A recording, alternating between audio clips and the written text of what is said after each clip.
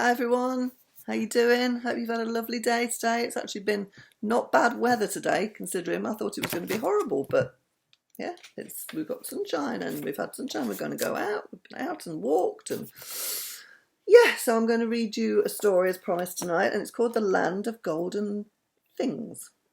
So I don't know what that's about. So if you're sitting comfortable, we'll begin. Once upon a time, there was a king who was very poor.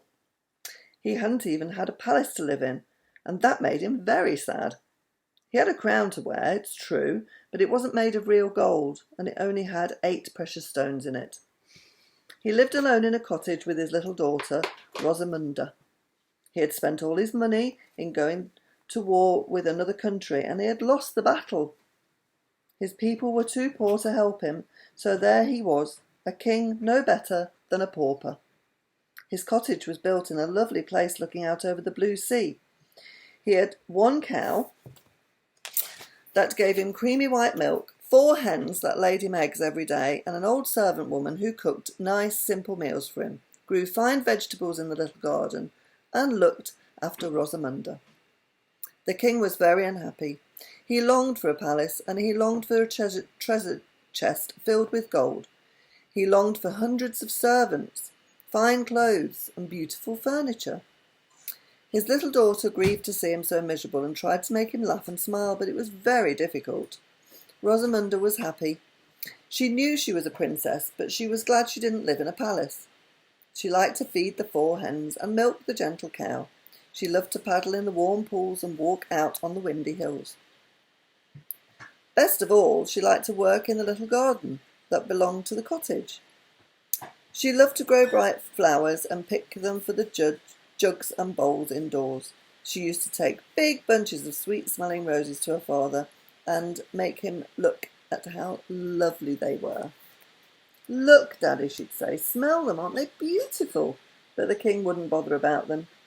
If they had been made of silver or gold, he would have seized them eagerly, but they weren't. One day in the summertime, he had a birthday. Rosamunda planned to give him a lovely present. She had a little rose tree in a pot, one that she had grown all by herself, and she meant to give her father this. She gave him a big birthday hug and then suddenly brought out the dear little tree. It was covered with tiny pink buds of blossoms and was just like a fairy tale tree. Rosamunda felt sure her father would love it. But do you know, he didn't even look at it properly. He just glanced at it and said, "Thank you, my dear," and nothing else at all. He didn't say, "Oh, what a lovely little tree. How I shall love to have it and look after it." Rosamunda was dreadfully disappointed. "Daddy, darling, you must be sure to water it every single morning, before the sun gets too hot," she said to him. "It's rather delicate little tree, so please see it gets enough to drink." The king put it on the windowsill in his tiny bedroom and then forgot about it. He sat down and thought of the birthday he would have had if he'd been king with lots of money in a rich kingdom. "I should have had 100 guns fired off," he thought. "Then people would have come to my throne bringing gorgeous presents. At night I would have given a grand party and had kings and queens, princesses and nobles for my guests. Wouldn't it have been fine?" He made himself so miserable grieving over this that for a week he forgot to smile at Rosamunda. She was sad because she loved him. She felt sure, too, that he'd forgotten to water the little tree she'd given him. One bright morning the king went for a walk through the fields that lay behind the cottage, and as he went on his way, a stranger approached him. He was a fine-looking youth, tall and strong. "Can I help you?" asked the king, seeing that the stranger seemed to have lost his way. "That would be kind of you," said the youth. "I want to get back to the place where I left my carriage, and I can't find the way." It was by a lovely little blue stream that ran through a wood. "You have wandered for miles, then," said the king. "I know the stream. Let me take you back myself. I am sorry I have no servant to guide you, but there is only the old woman in the cottage. I am a king, but I have none of these things a king should have, as you see, except for my crown." "That is very good of you," said the stranger. So he and the king walked over the fields together, and after about 2 hours came to where the carriage had been left. How the king stared when he saw it. It was made of pure gold, and it shone in the sun so brightly that the king was dazzled when he looked at it. There was a coachman there, clad in gold livery, and 8 footmen, all in gold breeches and coats of fine brocade. "How rich you must be," said the king enviously. "Let me drive you to my kingdom, and you shall see it," said the strange youth. "It's supposed to be one of the most wonderful places in the world." The king stepped onto the carriage, the coachman flicked his golden whip, and the horses started forward. How fast they went! The king knew they must have some sort of magic in their blood, for they went too fast for him to see anything out of the windows at all.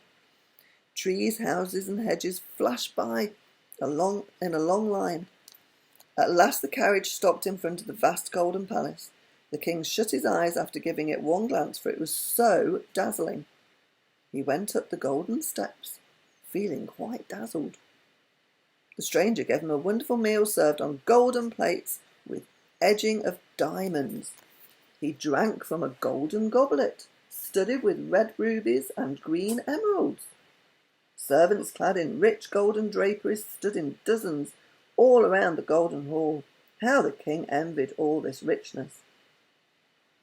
"If only I had a little of your marvellous store of gold," he said to the stranger, "how happy I would be." "You shall have as much as my carriage will hold when it takes you home again," said the youth. "I have so much that I'm glad to get rid of some." After the meal, the king went to see the treasure house. There were not only bags of gold there, and chests filled to the brim with golden bars, but also rare treasures. There was a golden apple that could make anyone who was ill feel better at once merely by holding it in their hand. There was a goblet set in with sapphires that was always full of the rarest wine in the world, no matter how much you drank from it. I think Nana would like one of those. The king looked at all these things longingly. Then he saw a beautiful mirror and picked it up to look at it. "The mirror will show you the picture of anyone you think of," said the stranger. "Think of someone now and take a look in the mirror." The king at once thought about one of his generals and looked into the mirror. A picture came there, and he saw an old bent man working in a potato field. When the man stood up, the king saw it was his old general. "Oh dear," he said sadly, "to think that my famous old general be working in a potato field." Then he thought of the king who had defeated him, and immediately a new picture came into the mirror. It showed a fat, ugly man sitting on a well-laden table. He wore a heavy crown, and he frowned at his queen who was sitting behind him. She was speaking sharply to him, and thought the king could not hear what was being said. And though the king could not hear what was being said, he knew that she was cross with his old enemy and was scolding him. "Aha," he said, "so my foe has grown fat, and his queen leads a miserable life." Then he turned to the youth. "This is a marvellous mirror," he said. "May I have it? For it would pass away many a weary hour for me." "What will you give me for it?" said the youth. "It's a very valuable thing." "I have so little that I can give," said the king. "Would you like a cow? Or a hen, perhaps?" The youth laughed. "No," he said. "You shall give me whatever you see first tomorrow morning. As soon as you set eyes on it, it will vanish away to my kingdom. It will be amusing to see what comes." That'll be interesting. What it looks at first. The king took away the mirror happily. He saw many bags of gold stowed away in the carriage that would take him back to his cottage, and on the way he made all kinds of plans. "I shall build myself a fine house," he decided, "and get a new crown. Rosamunda shall have her first silken dress and a golden necklace." It was late when he arrived back to the cottage,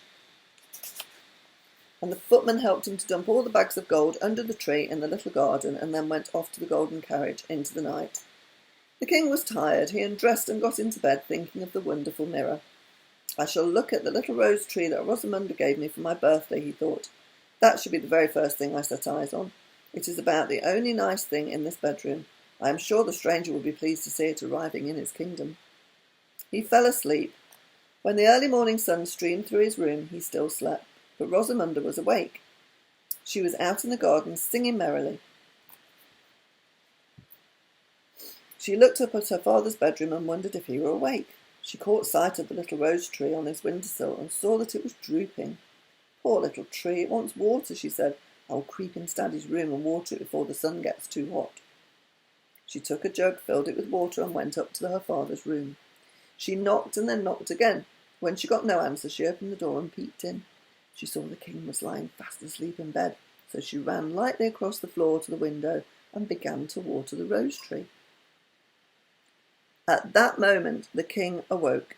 He remembered what he meant to look at the tree first of all, so he opened his eyes and glanced across at the window where the tree stood. But Rosamunda stood there in front of it, watering it. The king saw her immediately, and then she vanished before his eyes. "Oh!" said the king in horror. He sat up and rubbed his eyes. Then he looked again.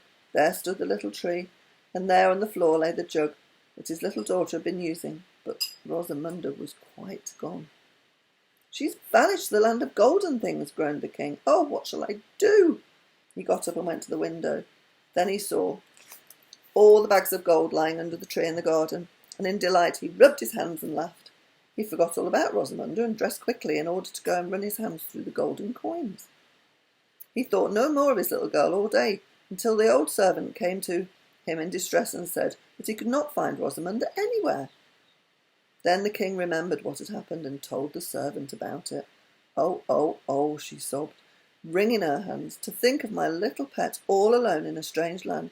Oh, you wicked man! You forget all about your little lamb like this.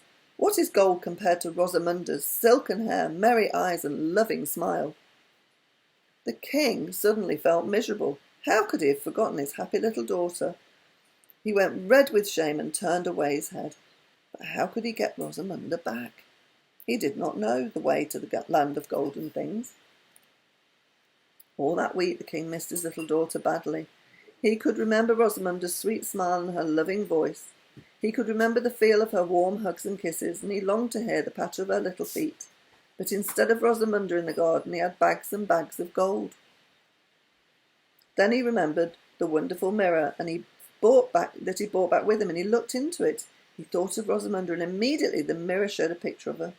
She was standing in the garden picking roses from a glittering bush. But alas for Rosamunda, the roses were golden and had no smell, no softness, and no beauty. The king watched his little daughter in the mirror. He saw big tears streaming down her cheeks as she held the hard rose in her hand.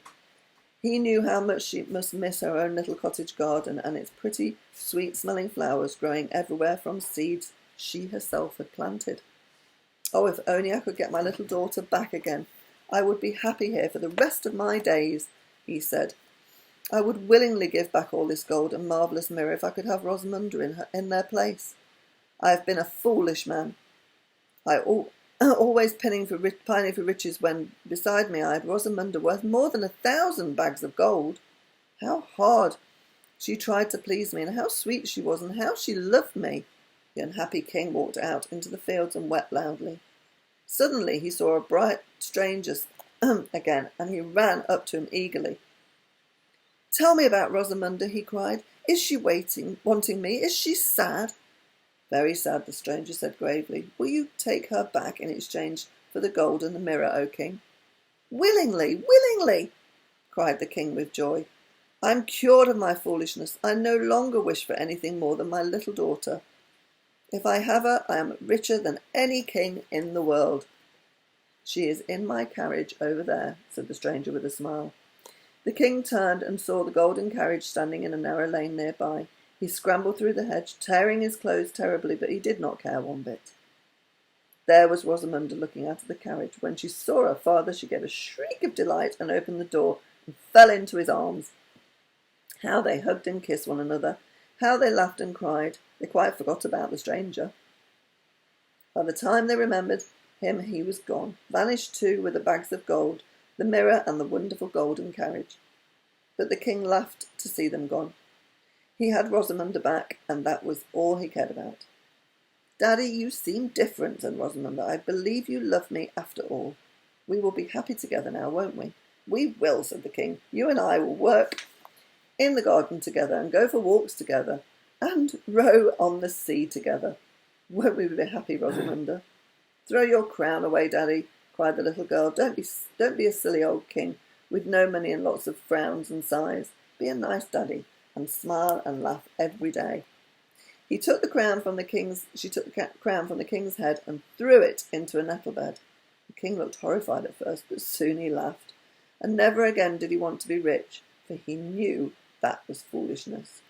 Now he and Rosamunda are as happy as the day is long. As for the little rose tree she gave him for his birthday, they planted it out in the garden. It has climbed all over the cottage now, and if you happen to visit them in the summertime, you will just see how lovely it is. Oh, that was really nice, wasn't it? Oh, so he loved his daughter more than anything in the world. So it was such a happy ending, wasn't it? So I hope you enjoyed that, and I will read you another one tomorrow, and it's called The Hardy Tin Soldier. Sounds interesting, doesn't it? So I love you loads, and I will see you again tomorrow. So be good, sleep well, and I love you, Atty, and I love you, Torben, I love you, Ruby, and I love you, Max. Be good, and I love you.